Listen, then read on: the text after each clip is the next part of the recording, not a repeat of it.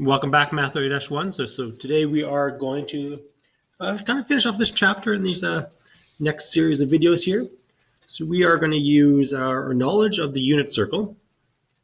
So hopefully you've been trying to memorize the unit circle, or at least the special triangles there. Our cast rule, knowing which quadrant certain angles are negative in, or certain ratios are negative in, I should say. And we're going to use those two things to solve trigonometric ratios. It means solving for angles. Before we do that, though, let's just talk about these ratios again. Which ratios are we dealing with? So we got the primary ratios and the reciprocal ratios, and then we're going to solve some simple ones, and then we got some more complex ones later on. I'm going to see if I can shorten this down a little bit, but from what I see right now, it seems like this might be a longer series of videos. It's a pretty important topic. Okay, so right now what we know about for this first question here is we have a point that has two negative components. We've got a negative x, we've got a negative y. So what I know about this point is it lands somewhere down in this quadrant, right? Quadrant 3. Let me just write this out. Okay, so we know it's in that one. We know the terminal arm is here. So remember, our terminal arm is where the angle terminates. So my goal, I don't know if I'm actually trying to find out what the angle is, but eventually what we're going to do is we're going to solve for these angles, right?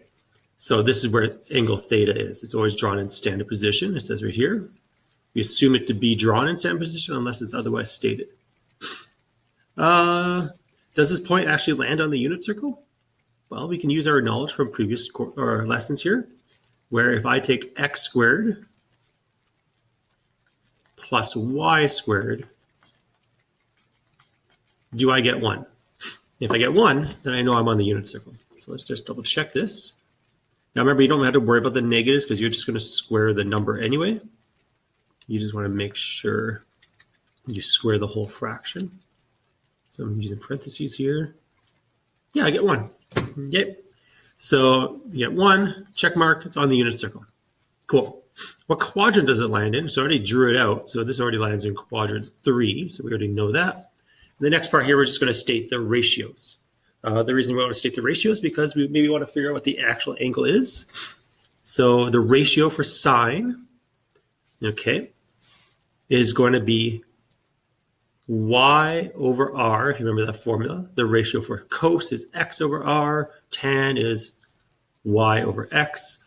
Then if you want to, you could just take the reciprocals of those and have y over y, or r over y, r over x, and x over y.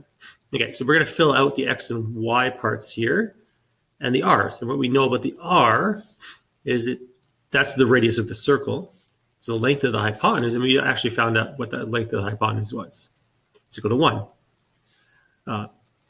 You may have to take the square root if it's not equal to 1, but since it is 1, you take the square root of that, and you'll get 1. So we know that the length of this is 1. I know my x and y sides because those are the coordinate points as well. So I can just fill these in and say my y ratio is negative 13, sorry. 12 over 13. Oh, what am I saying? The x here is negative 9 over 13. Negative 5 over 13.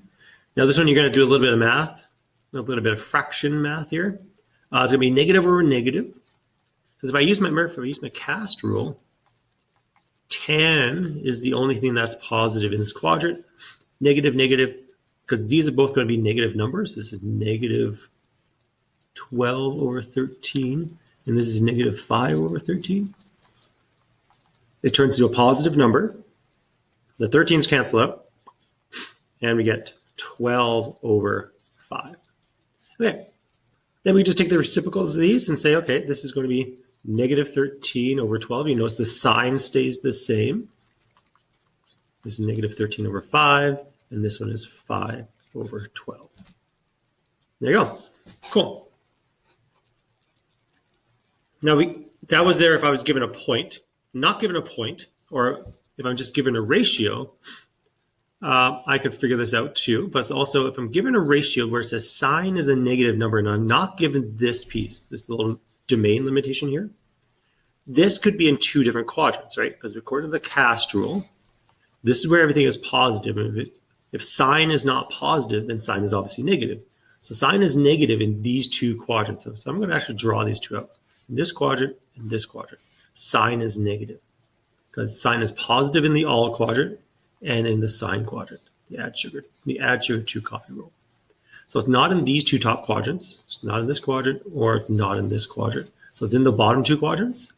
But here they're limiting us which quadrant it could be in. It could be anywhere between pi halves, which is 90 degrees, down to 3 pi over 2, which is 270. So it's got to be in the left-hand side here. So according to this domain here, I can't be in this one as well. So this is my only quadrant I'm in. So what we know about sine, and here's my sine ratio, I'm just going to write it over here. This is y over r, right?